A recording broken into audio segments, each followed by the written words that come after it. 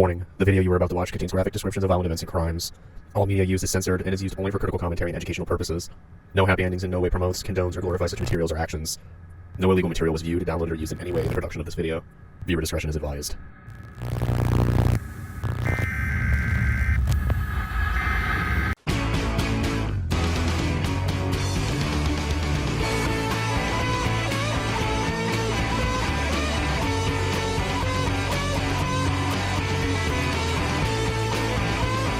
Immediate and complete reports of local blood and gut.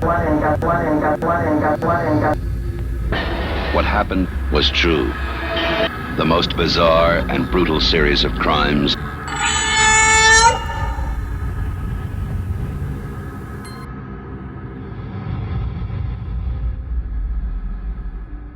Defend, deny, depose. A death that many believe can be celebrated is that of an insurance company's CEO. On December 4th of 2024, Brian Thompson, CEO of UnitedHealthcare, was gunned down in a clear and successful assassination in Manhattan, New York.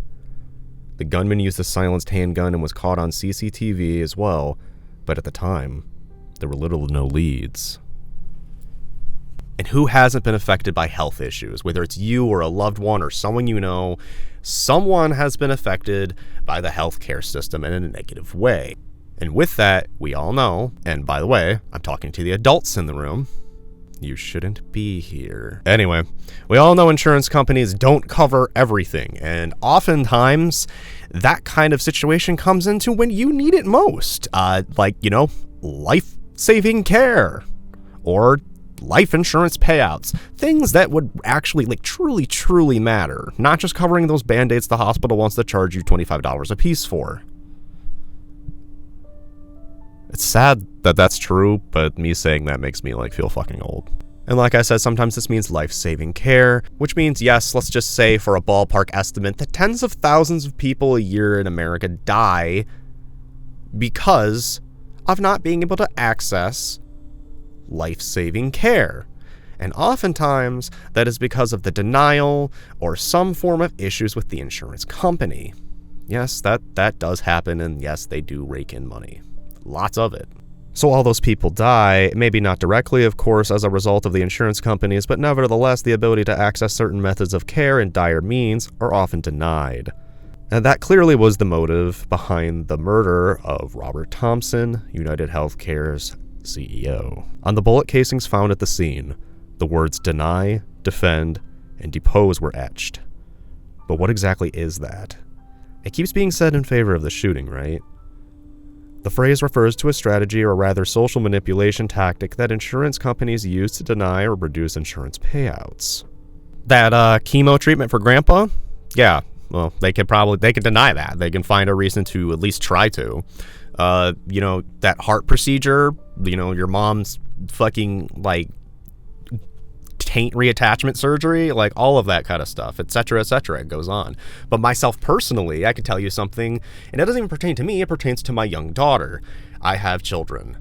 Oh no, the devil has had the seeds. The spawns of the Antichrist walk among the plains of the earth. Inferno You know how that works for everybody crying about me. But anyway, my beautiful daughter is a type 1 diabetic. For the people who do not know the details about that, that is an autoimmune disease, meaning you're born with it. It's not the kind that you get from having bad eating habits. In fact, my daughter's unable to be fat. She cannot gain weight.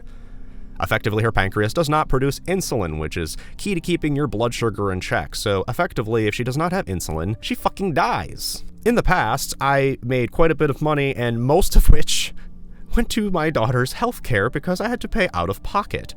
Why? Because privatized insurance is incredibly expensive, and even with insurance, and by the way, down in Tennessee, they weren't down to cover her lifetime illness at all for public insurance, you feel me? So there was already complications. So no matter what, it's my kid. I don't give a fuck. I'm gonna pay whatever. Thousands a month. Thousands. And again, if she does not have insulin, she dies. She was 4 years old when she was in ICU. It was a very horrible time.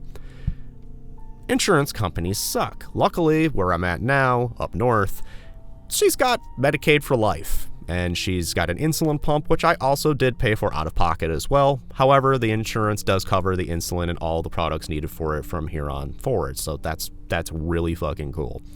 But not everybody gets that lucky break.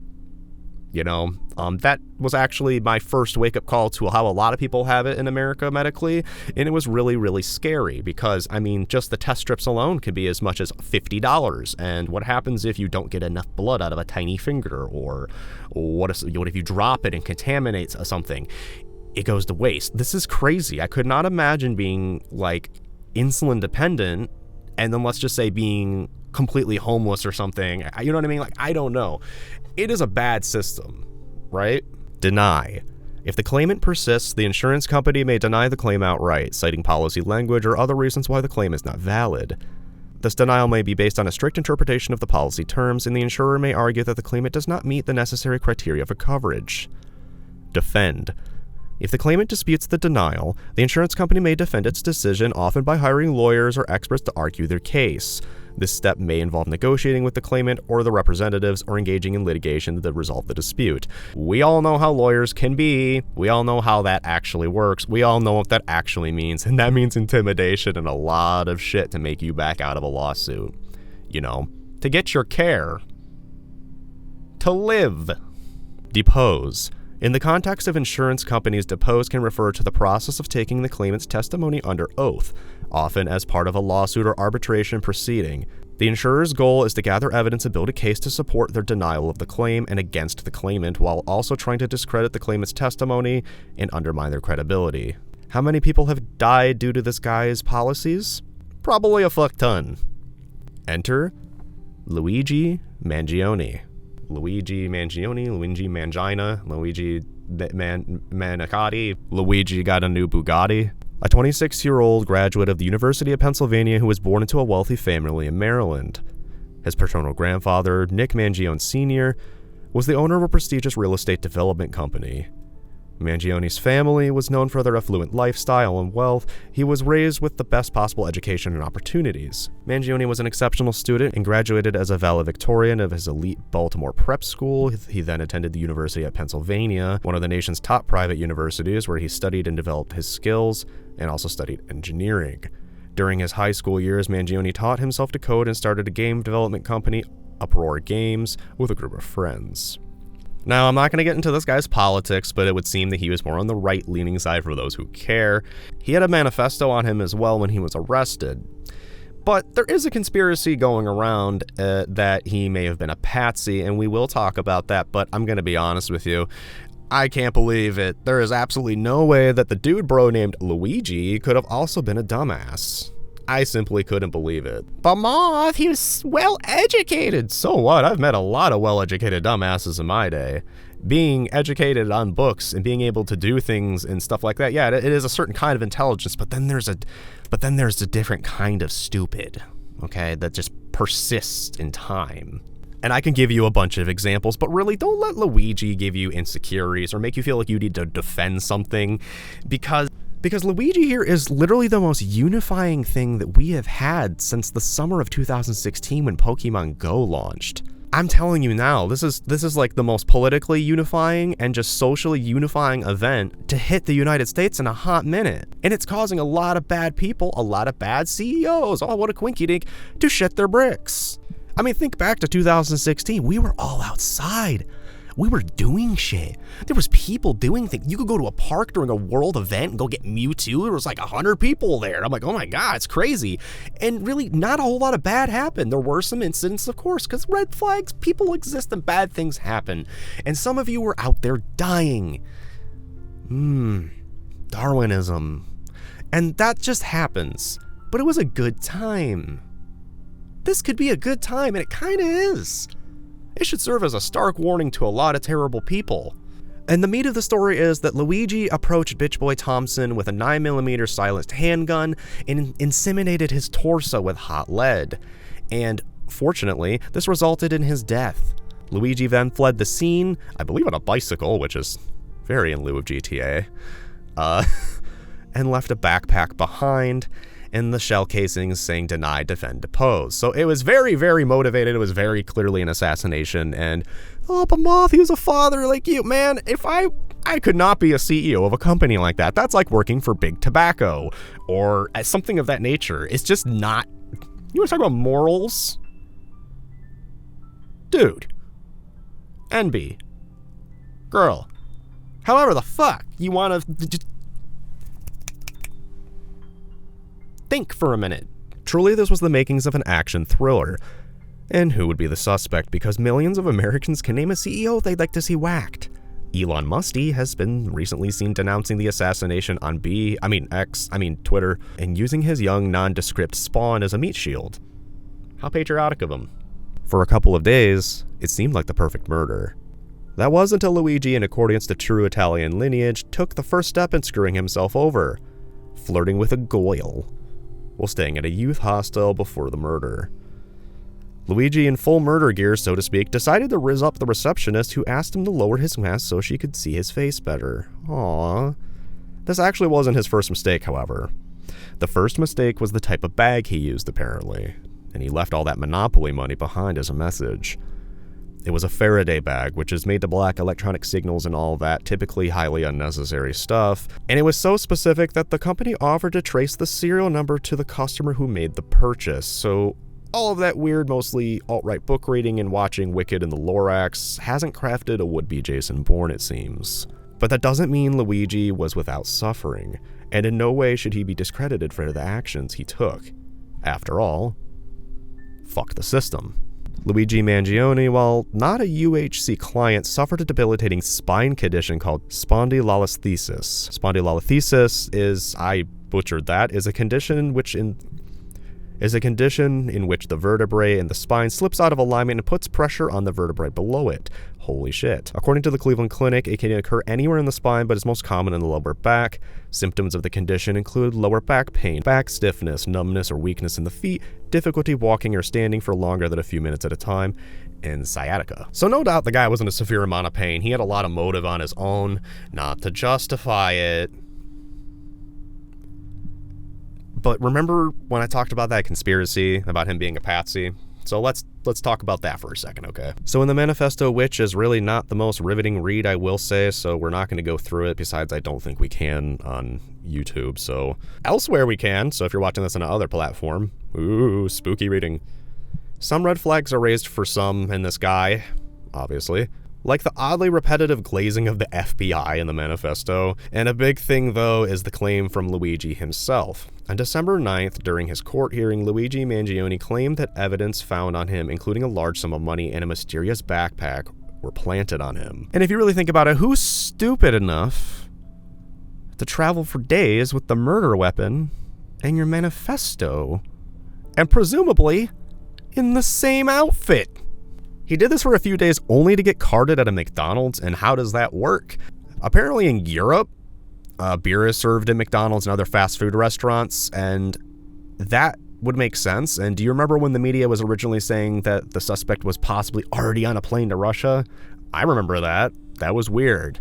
However, none of this was the case. In fact, he didn't get carded at a McDonald's. I mean, not exactly. Luigi was arrested at an Altoona, Pennsylvania McDonald's while eating a hash brown, I think. Really trying to get them macros in still, apparently. And since then, the story has changed how it all went down. Now the story goes is that a McDonald's employee recognized him while he was eating, called the police, and the police arrested him. Mind you, this employee somehow identified Luigi as the shooter specifically, and obviously it was supposedly the motivation was the cash reward being offered at the time, which, yeah, I mean, in most cases, I'd say go for it.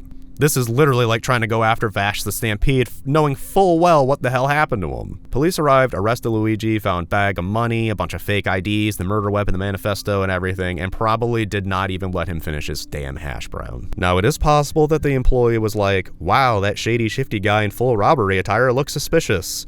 Or perhaps he was literally wearing the same coats and everything. That detail, like I said, I couldn't really tell. However, it is believed that he was arrested on local charges, possibly while presenting a fake ID to police. A senior law enforcement official told this to the New York Times, at least. However, other than misinformation, the true weird stuff lies in the CCTV footage and comparing facial details to that of Luigi and the CCTV footage. We will, however, go with the factual narrative rather than conspiracy for the sake of common sense and that we praise the patron saint of healthcare as a human right. I love it when law enforcement has no idea what's going on, and it's not that, like, there's not good cops or investigators out there, but this does happen. This happens in a lot of high-profile cases, by the way, where it's just like, what do you mean you believe? It's like, you're the cops, but whatever.